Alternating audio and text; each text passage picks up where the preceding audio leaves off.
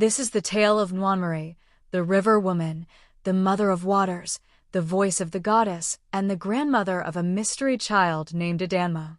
Everything there spoke purity: white cowries, white calabashes, white cloths covering sacred stools, a tall white statue of the river goddess decorated with beads and cowries. She was the voice of the goddess, the mouth that pleaded, the hand that cleansed, and the spirit that understood the deep language of the waters. Though he was not born of her flesh, he was born of her destiny. But remember, my son, the bead is not for your wife. It belongs to the child, the next Nwanmiri. Welcome to Afrifun Tale, where African stories breathe and the spirits do not sleep. If this is your first time here, hit that subscribe button, like this video, and turn on your notifications, because what you're about to hear is more than a tale, it's a whisper from the ancestors. Today's story is one of mystery and power. The tale of Nwanmiri, not just a woman, but a spirit sent by the river goddess herself. She healed the broken, spoke for the waters, and held the heart of a village in her hands. Journey with me now into the deep, green shadows of Nbaalu village, where rivers speak, forests breathe, and destiny is born in the arms of the waters. Have you ever heard of a woman whose spirit was deeper than the rivers, whose voice echoed with the voice of water spirits, and whose name could silence a storm? Let me take you into the heart of Nbaalu, a village wrapped in green glory, a place where rivers sang like lullabies and trees whispered secrets to the winds. This is not just any village story. This is the tale of Nwanmiri, the river woman, the mother of waters, the voice of the goddess, and the grandmother of a mystery child named Adanma. Nbaalu was not an ordinary village. It was a land sitting between rivers and streams, surrounded by thick forests and hills that stood like ancient warriors, guarding their sacred home. Monkeys leapt from tree to tree. Birds with colorful feathers sang at dawn. The air was always filled with the smell of wet leaves and wild flowers. It was a place where everything talked: waters, winds, and the stones beneath your feet. In this spiritual land lived a woman, born for more than just the world of men. They called her Nwanmiri, the daughter of the goddess of the great seven rivers. She was not just a woman, she was a spirit sent by the river deity to walk among men.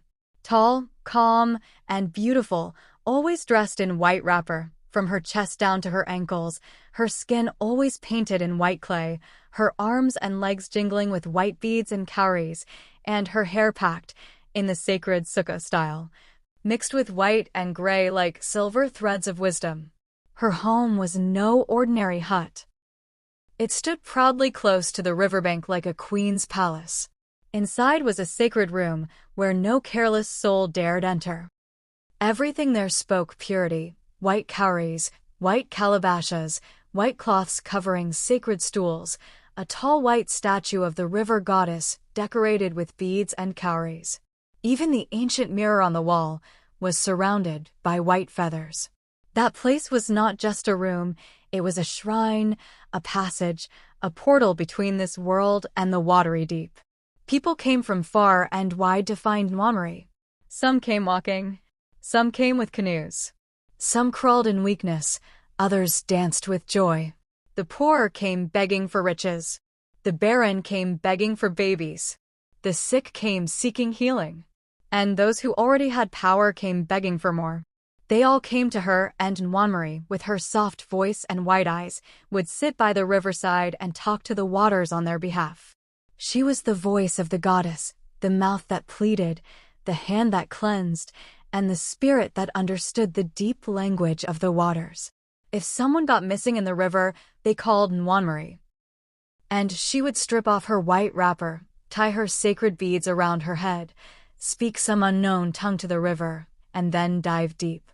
Hours would pass, sometimes days, but she would return, wet, breathless, but with the lost soul wrapped in her arms like a rescued baby. No one dared question her.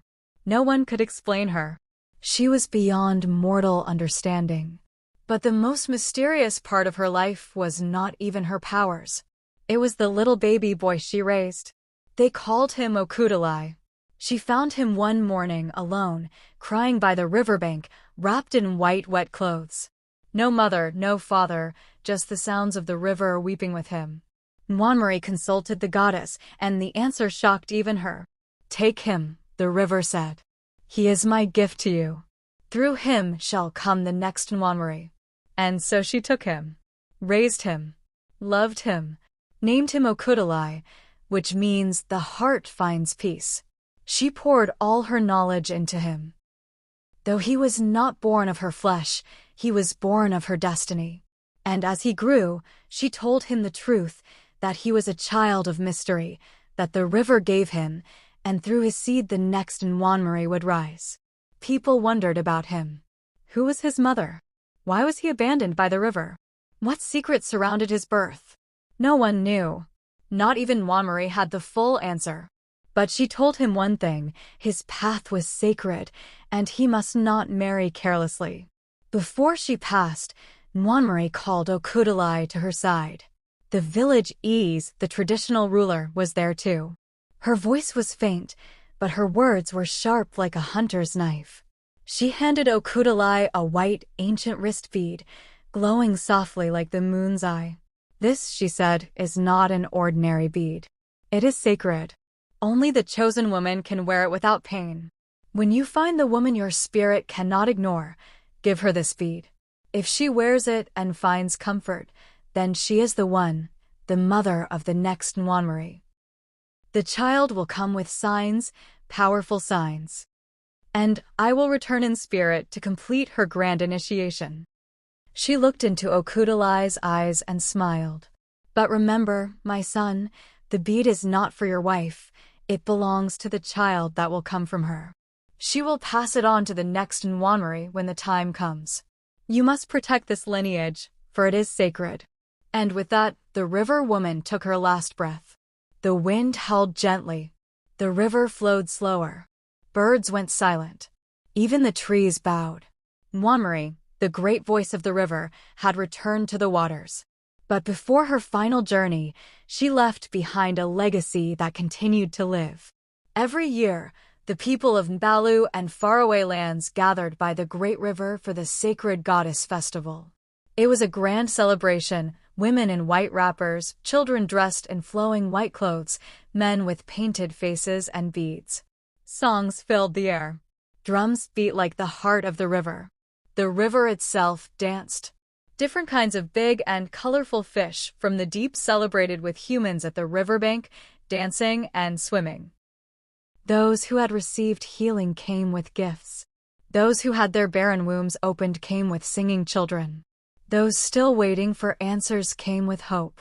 And always, in the middle of the river, past Nwanmiris, women long dead, appeared smiling in white garments, waving from the water's center, giving their blessings.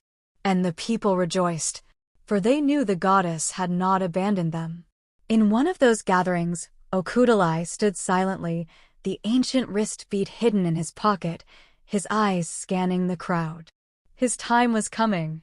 The next Nwanmiri must be born. And so, the story of Nwanmiri's death did not mark the end, but the beginning of something new. A new dawn has come. A rightful partner emerges for Okudili. Amaka, the destined mother of the next Nwanmiri. The ancient wrist bead does not lie. It glows only for the chosen. And it has chosen Amaka. But who exactly is Amaka? What secrets walk with her? You don't want to miss part 2. The traditional marriage of Okudili and Amaka. If this tale stirred something deep within you, drop your thoughts in the comments. Have you ever met someone who felt like they weren't entirely from this world, like the river's spirit breathed through them? Have you seen a child marked by mysteries too heavy for words? Or perhaps, you've heard whispers of a Nwanmiri in your own village, a woman who walks between worlds? We want to hear your story. Share it below. Don't forget to like, subscribe, and ring that bell, because the spirit world is speaking, and here at Afrifun Tale, we always listen. A new dawn, a new voice, a new child from the waters. And that child's name is Adanma. But how was she born? What signs followed her? What strange encounters shaped her early life? You don't want to miss part 2. The birth and childhood of Adanma.